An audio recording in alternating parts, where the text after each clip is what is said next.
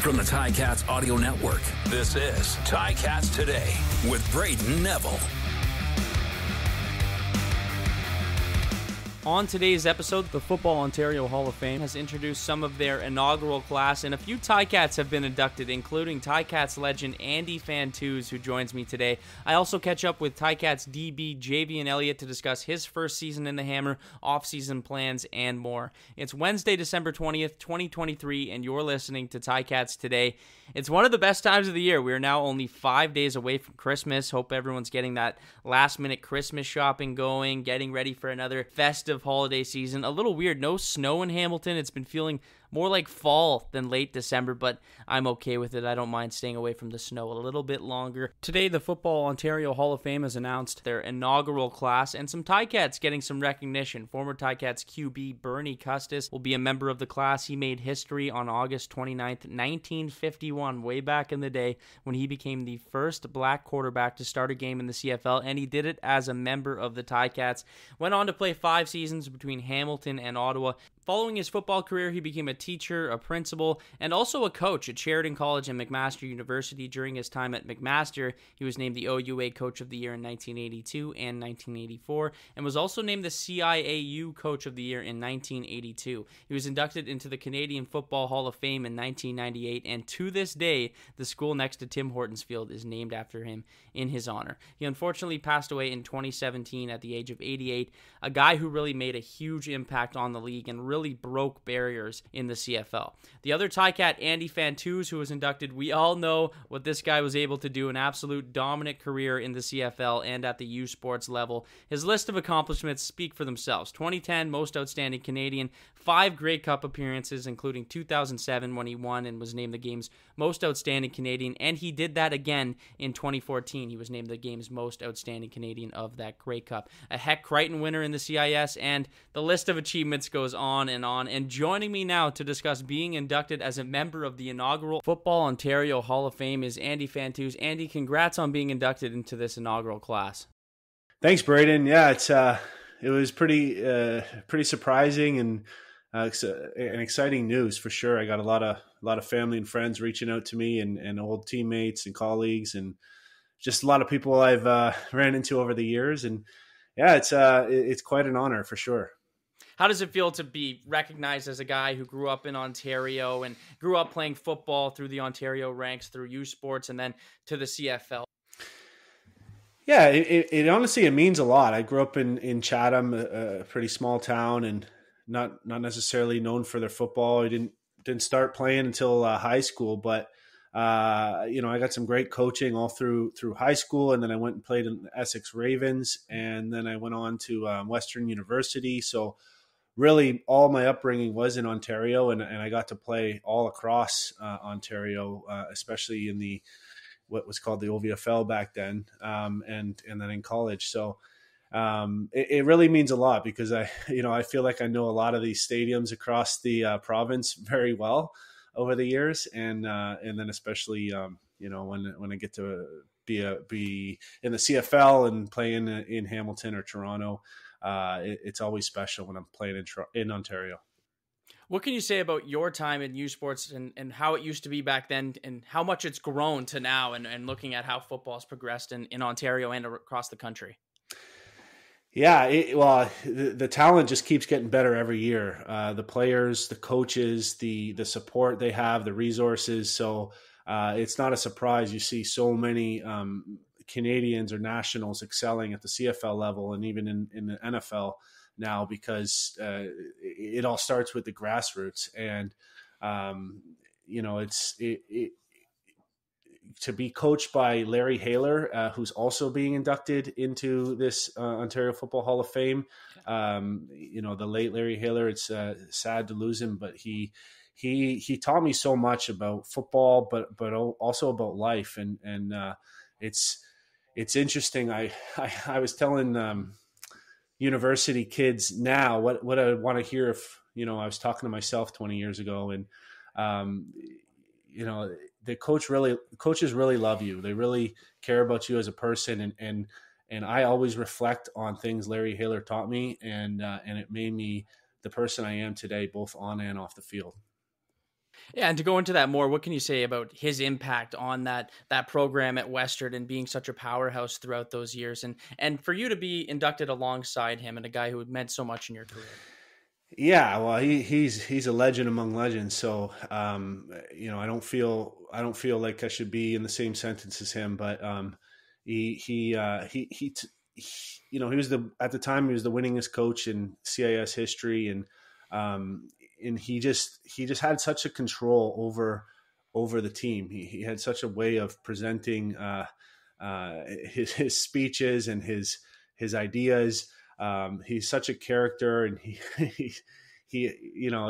it's so funny getting together with some of my old Western teammates and just talking about Larry, we call them Larryisms, he really had a special impact. And for me, going to Western from Chatham, I mean, it was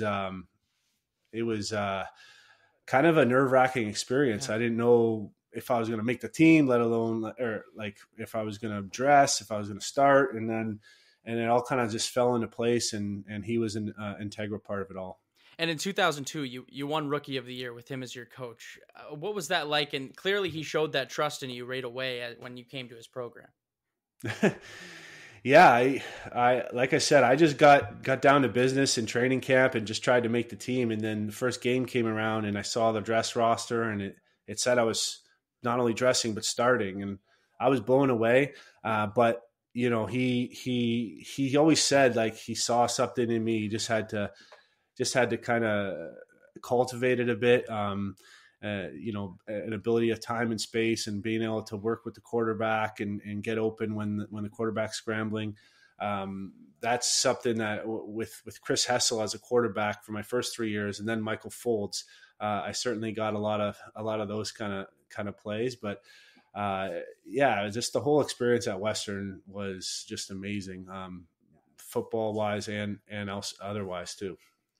Another guy you're going in with, a guy who unfortunately passed away back in 2017, is Bernie Custis, and such a big impact on the game and a builder of the sport and the first ever black quarterback in the CFL. But to have him alongside you as well in this inaugural class, what can you say about him and what he was able to do in his career? Well, his resume kind of speaks for itself. He was a bit before my time as far as like watching, but I certainly read up on him and learned a lot about him and how he impacted the game. And he's in the Canadian Football Hall of Fame as a builder as well. And he just paved new roads for all, dozens and hundreds of people to follow him. And so. Yeah, being in the inaugural class is just a very humbling designation to begin with, and especially along the likes of those guys you mentioned. When you look around the league, Andy, at some of these guys from Ontario, do you see a lot more talent, you think, than what we did back in your day playing even now? I mean, I think so.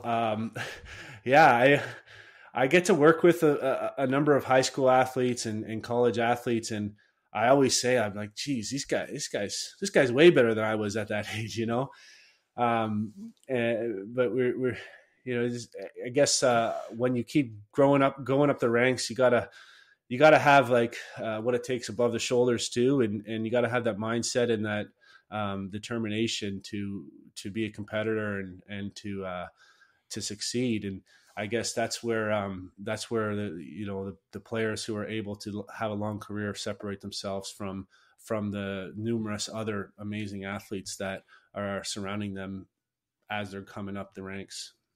Well, Andy, it's tremendous to see you get inducted into this inaugural Hall of Fame, and I'm looking forward to seeing it happen and seeing a lot of these individuals go into the Hall. So once again, Andy Fantuz, appreciate having you on today.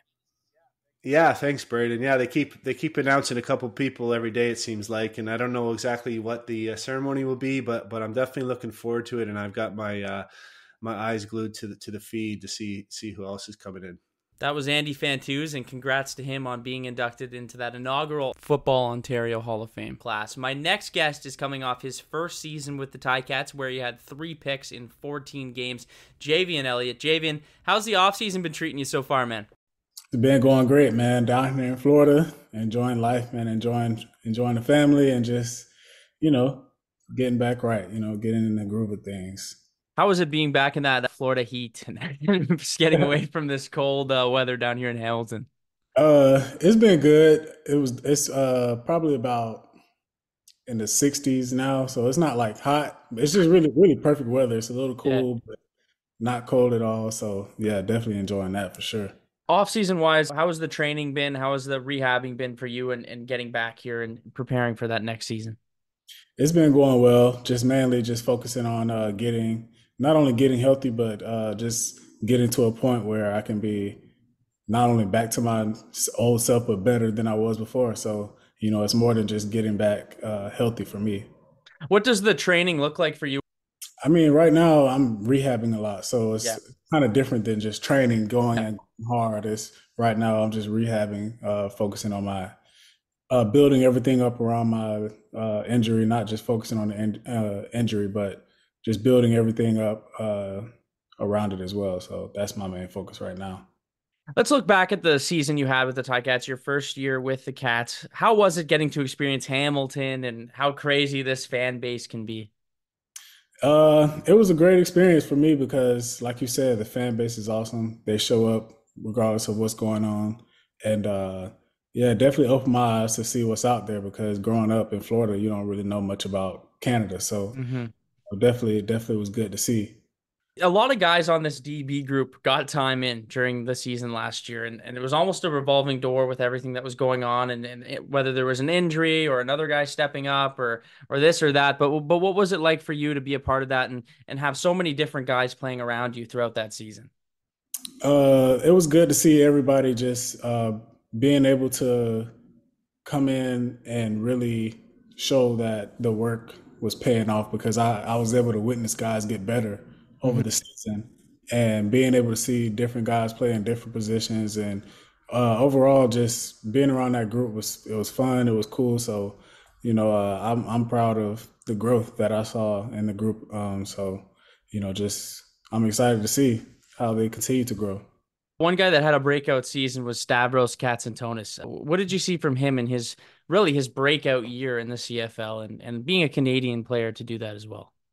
Yeah, I just saw that he's a ball player. He might not be um, listed as one of the most fastest guys. If you just look on paper, just look Mhm. on paper, but once you cut the film on, he definitely made a name for himself in the league. So that was another person who I witnessed grow because at the beginning of the season he wasn't really starting. So once he got his opportunity, he took full advantage of it.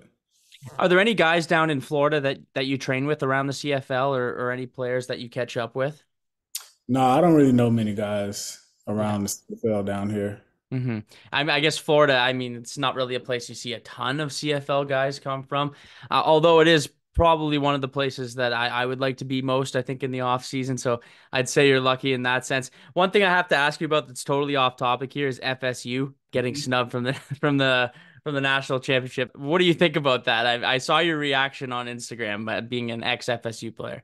Yeah, yeah, it's unfortunate. It's very unfortunate. It's like, it kind of at this point it is what it is. It's we can't really do anything about it, but it just sucks that it came down to that because at the end of the day, when you go undefeated as a Power Five team, and those are the criteria that's set to be a playoff contender, then I feel like you should be. It's what you earned. It's not really about Yeah. who has the most explosive offense and put up the most points. It's really like, hey, this is what they earned. If they lose in the first round, that's what they earned. They earned a chance at the end of the day. Hmm. And I mean, to go undefeated and then not to make it, it almost seems like, is there even a point of them playing in the play or playing the season if knowing that you won every single game, you still don't make it? I mean, I wanted to get your reaction on that being a guy that was a former player there. Aside from football, what do you like to do in the off season? What do you got planned for this off season here? I really plan on building up an audience and building a community for underdog athletes, Hmm. whether they're walk-ons, whether they're guys who are overlooked or undervalued, and uh, not really knowing that it's possible for them to go to play football in college or go to the NFL or get a chance to come to the CFL, I just want to shine light on that because I myself was an underdog and I was a walk on and I had to earn literally everything that I got and nothing was handed to me. So I really want to focus on uplifting and motivating the younger athletes to let them know that, hey, it's possible to do whatever it is that you want to do, even if it's outside of football. And I really just want to build that up. That's something that I like to do, whether, through content, Yeah. Instagram, TikTok, YouTube. Has content creation always been something that you've been doing? It's not so much of me having a passion for content creating, it's really me having a passion to encourage others. And Yeah. I just use content creation as a platform to do that. With me, I plan on publishing a book. I have a manuscript right now. I'm just in the process of, you know, going down that home stretch of getting everything taken care of. So, that's just another form of content right there. It's just getting that message out to really, just like Hmm. I said, encourage other people. Holiday Yeah. season coming up. Big time here for everyone around. Holidays, Christmas, whatever holiday it is you're celebrating. But what do you have planned for the holidays? What's some traditions here for Javien Elliott during the season? No traditions, man. I'm just gonna go see my family, hang out. I love spending quality time with my family. That's really the main thing. Being away for 6 months in Canada, haven't didn't really get to spend time with family or at all, honestly, because I Hmm. stayed up there the whole time and just being able to see my family, man, just being able to kick it with them and enjoy our time together, and that's the main thing. Does Christmas feel a little weird being under palm trees and in 60, 70-degree weather, or is that something you're just accustomed to? It's definitely something. It's definitely weird because you don't get the Christmas feeling like Yeah. you would somewhere where it's snowing and got all the aesthetics and the decorations. But yeah, it is kind of weird. But I mean, we get Christmas lights. I guess that Yeah. something that, people look forward to seeing, or if that's something that you're into, though. So yeah. What's your favorite Christmas dish? What's the go-to at Christmas dinner? I mean, Christmas is almost like Thanksgiving in a way. Basically, yeah, pretty Yeah, much. yeah, like it's pretty much the same thing. It depends on how you grew up in your culture and where it depends. Like honestly, with me, I playing football, I wasn't able to spend time with my family during Christmas until I really got into the CFL because the season's over with. Yeah. But playing in college and playing in the NFL, like I wasn't able to spend Thanksgiving and Christmas with my family for about 8 years, so Yeah. this is new to me. So I don't really have like I said, that's why family, just spending time with them is really my favorite thing about it. Almost getting those years back where you were missing out with the NFL and with NCAA. Javian, before we go, what are some goals for next year? What are you looking ahead to for 2024? Just generally speaking, Yeah, or general football, whatever it may be. yeah. Well, yeah, generally speaking, like I said, I definitely want to get that book out and definitely want to just get that move going. And then just football speaking, I just want to come in and just have a better season than last year. For Yeah. me, it's really just go out there, ball out, be a better person on the team. Not that I was a bad person, but I want to be able to help. Yeah. I just want to have a bigger role on the team. Last year was my first year, so I want to be able to have a better presence in that aspect. I guess one thing I forgot to ask you is Scott Milanovich will be the head coach of the Ticats next year. I know you probably weren't around as much as some of those offensive guys were, him being the offensive play caller, but what can you say about him and the mentality he brings around the locker room and on the field? Yeah, I don't really know much of I haven't really had many conversations with him, Yeah. actually not at all, but I have heard a lot about him, whether it's from the past when he won a Grey Cup, I think, Yep. and just hearing the offensive perspective from the players that, he came in such a unconventional way where, Hmm. mid-season and then being able to turn the offense around and, without me being around him or being in those meetings, you can tell like what type of person or what type of coach he is, someone who expects greatness, someone who just he's a professional, he's Hmm. a coach and I heard a lot of great things about him. So, hey, I'm looking forward to it, honestly. Well, Javien, I'm excited to see you back, and I'm looking forward to speaking to you there and when the off season's all said and done. But once again, have a happy holiday. Happy holiday. It's not Easter, but have a happy holiday. And thanks for being on the show today, Javien Elliott. Appreciate you, man.